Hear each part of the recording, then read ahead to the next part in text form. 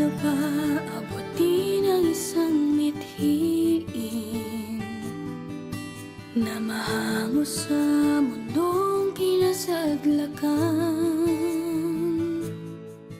Paturusan ng katawan at pasakit sa damdamin ay mga bagay na akin nang kinagisnan.